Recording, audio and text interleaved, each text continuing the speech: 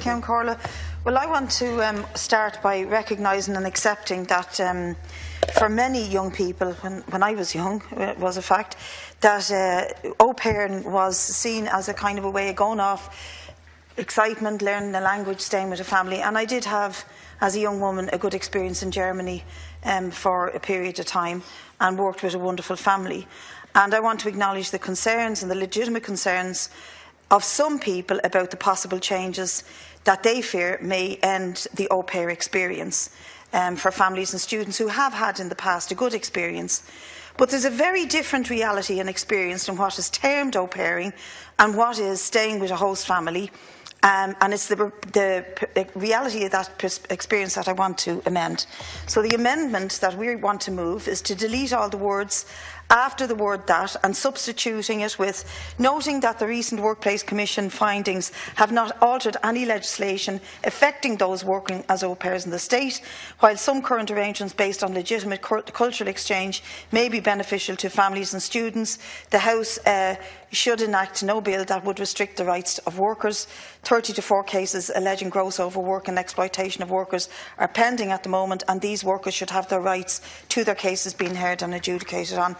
The amendment goes on a bit, but basically I want to say that the consequence, the first unintended consequence perhaps, but maybe not, of passing this bill would be to legitimise some of the worst examples of gross exploitation of workers, and mainly migrant women workers who come to this country often lacking the languages and the skills to defend themselves, working for maybe €100 a week.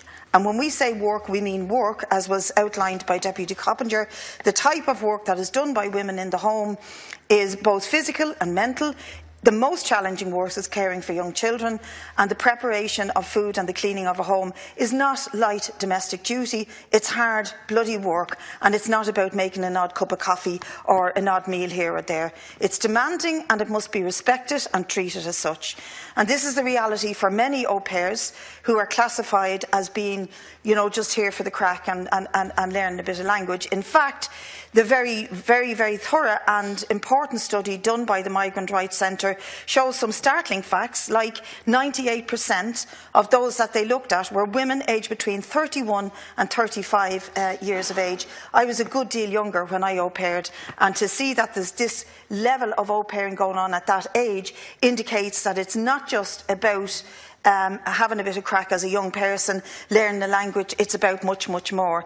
And fundamentally, I want to agree with those who said the idea that we are looking at a bill that is sort of legitimising the abuse of workers and taking them, and this is a very important point, taking them out of having rights to access the Workers' Relations Commission with all its weaknesses, but having rights to stop them being bullied or being protected by the laws of this country is really what this bill is getting at, and that's why we're strongly opposing it.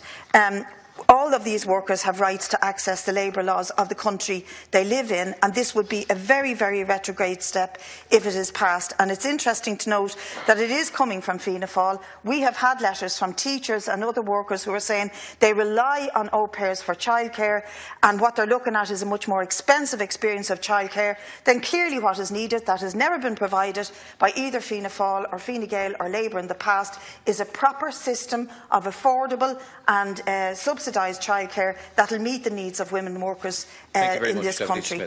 So I move the amendment. Thank you very much. We move on to